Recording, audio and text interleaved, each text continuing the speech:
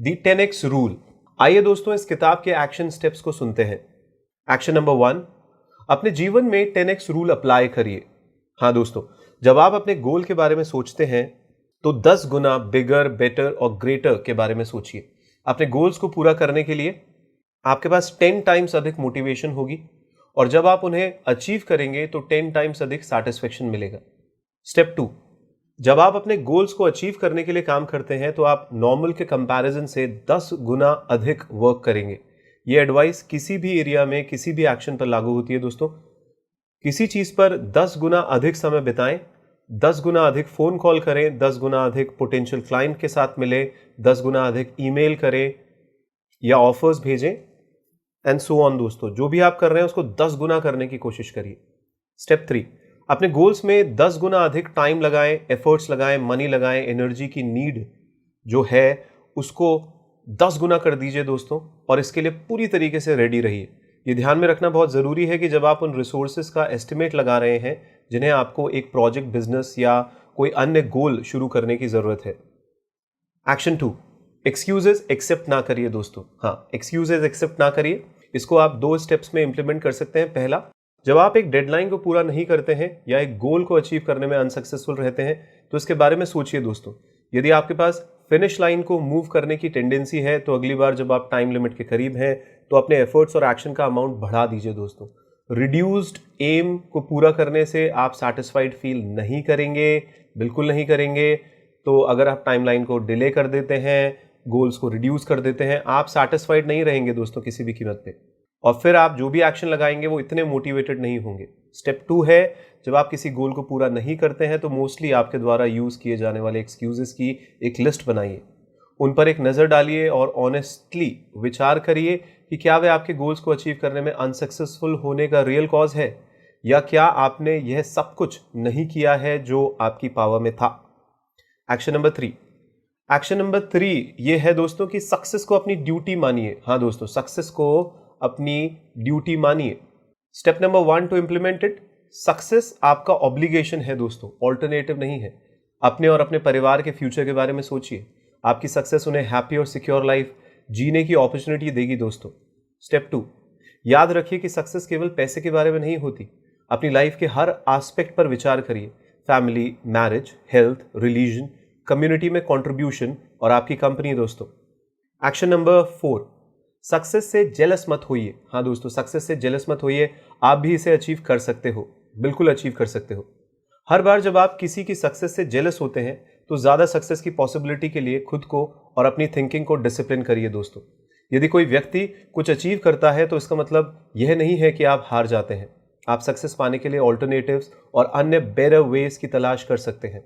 Action number 5, अपने actions के लिए रिस्पॉन्सिबल बनिए दोस्तों। इस अप्रोच का यूज करके नियरेस्ट सिचुएशन को एनालाइज करिए।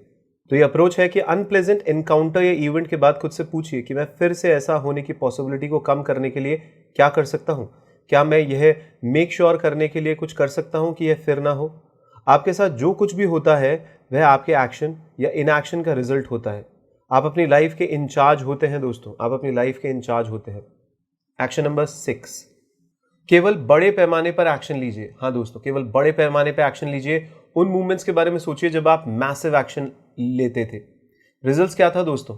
अपने आप को याद दिलाइए कि आपने कैसा महसूस किया था, सैटिस्फाइड, मोटिवेटेड या एनर्जी से भरपूर ऐसा किया था। आपने किस ओकेजन पर मैसिव एक्शन लिया था दोस्तों, वो याद करिए। एक्शन नंबर 7, एवरेज के कॉन्सेप्ट से खुद को छुटकारा दिलाइए दोस्तों। हाँ, एवरेज के कॉन्सेप्ट से खुद को छुटकारा दिलाइए। इसको हम 3 स्टेप्स में इंप्लीमेंट कर सकते हैं। पहला स्टेप है, जब आप एवरेज लेवल के एक्शंस पर ऑपरेट होते हैं तो उस समय को याद करिए। आपने किस तरीके का रिजल्ट अचीव किया, आपको क्या अपॉर्चुनिटी मिली, अपने गोल्स तक पहुंचने के लिए आप और बेटर या हायर लेवल पर क्या कर सकते थे। स्टेप 2, ऑब्जर्व करिए कि एवरेज पीपल क्या करते हैं और वे कैसे बिहेव करते हैं। एवरेज को एक ऑप्शन की तरह कंसिडर करने के लिए खुद को या अपनी टीम को रोकिए दोस्तों। स्टेप 3, बड़े पैमाने पर एक्शन लेने वाले लोगों से खुद को सराउंड करिए। यह आपको मोटिवेट करेगा और समय के साथ आप पाएंगे कि यह एकमात्र लेवल ऑफ एक्शन है जो एक्सेप्टेबल है। स्टेप 4, अपने फ्रेंड्स, फैमिली और काम पर लोगों को यह बताइए कि आपको एवरेज एक टर्मिनल बीमारी की तरह लगता है। हाँ दोस्तों, अगर आप एवरेज सोचते हैं तो ये एक बीमारी है, एक टर्मिनल बीमारी है। कैंसर और एड्स से भी खतरनाक बीमारी है अगर आप एवरेज और मीडियोकर लाइफ सोचते हैं तो। एक्शन नंबर 8, अपने गोल्स को सेटअप करिए दोस्तों। हाँ, अपने गोल्स को सेटअप करिए। अपने गोल्स को लिखिए जैसा कि आप पहले से ही उन्हें पूरा कर चुके हैं। सिंपल प्रेजेंट टेंस का यूज करिए कि मैं हर महीने $1 मिलियन कमाता हूं, या मेरे पास बड़े बड़े शहरों में 10 अपार्टमेंट्स हैं। हाँ दोस्तों, मैं हर महीने $1 मिलियन कमाता हूं, या मेरे पास बड़े बड़े शहरों में 10 अपार्टमेंट्स हैं। स्टेप 2, अपनी पर्सनल लाइफ और फैमिली को याद रखिए दोस्तों। हाँ, अपनी पर्सनल लाइफ और फैमिली को याद रखिए। केवल उस पर ध्यान ना दें जो आपके पास है या जो आप कमाते हैं। आपकी हेल्थ, फैमिली और शादी आपकी लाइफ के इंपॉर्टेंट पार्ट्स हैं दोस्तों। स्टेप 3, कभी खुद को लिमिट मत करिए दोस्तों। कभी खुद को लिमिट मत करिए। अपने गोल्स को लिखिए जैसे कि आप जानते हैं कि आप फेल नहीं होंगे। आप में कई अधिक पोटेंशियल है जितना आप सोचते हैं दोस्तों। स्टेप 4, याद रखिए कि आपने अपने लिए गोल सेट किया है।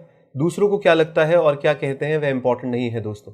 स्टेप 5, ध्यान रखें कि सक्सेस आपकी ड्यूटी, ऑब्लिगेशन और जिम्मेदारी है।